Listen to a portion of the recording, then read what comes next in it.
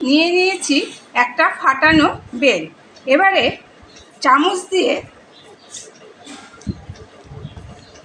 এগুলো বার করে নিতে হবে।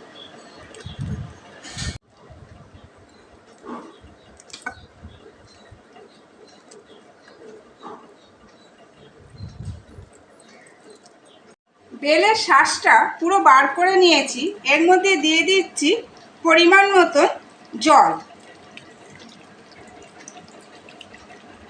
এইভাবে 1 ঘন্টা ভিজিয়ে রাখতে হবে। 1 ঘন্টা রাখার পর খুব ভালোভাবে কচলে নিয়ে দানাগুলোকে বার করে নিতে হবে।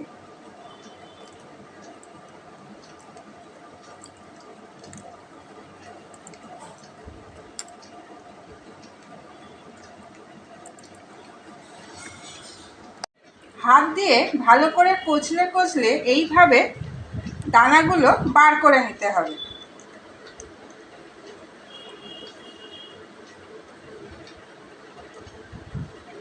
এরপর এটাকে ছেঁকে নেব।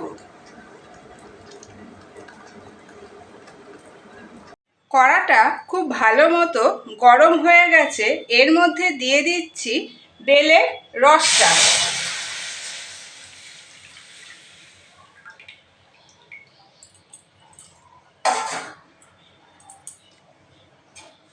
এর মধ্যে দিয়ে দিচ্ছি পরিমাণ মতন মধু।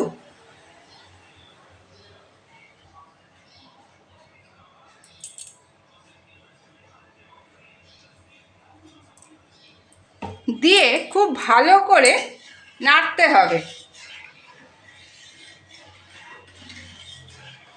এরপর দিয়ে দিচ্ছি পরিমাণ মতন গুঁড়ো দুধ।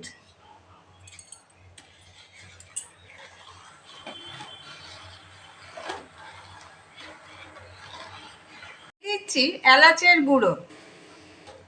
দিয়ে খুব ভালোভাবে মিশিয়ে দিতে হবে।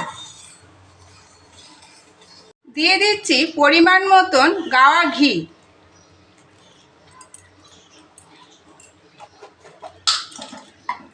দিয়ে এটাকে খুব ভালোভাবে মিশিয়ে দিতে হবে। খুব ভালোভাবে জাল দেওয়া হয়ে গেছে। এবার মিশ্রণটাকে খুব ভালো করে ঠান্ডা হতে দিতে হবে। মিশ্রণটা খুব ভালোভাবে ঠান্ডা হয়ে গেছে।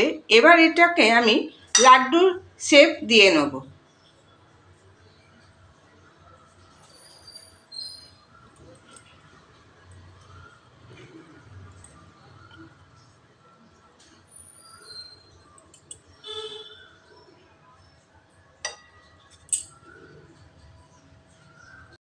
লাড্ডুগুলো পাকানোর পর ডেকোরেশনের জন্য দিয়ে দিচ্ছি একটা করে কাজু বাদাম আর কিশমিশ।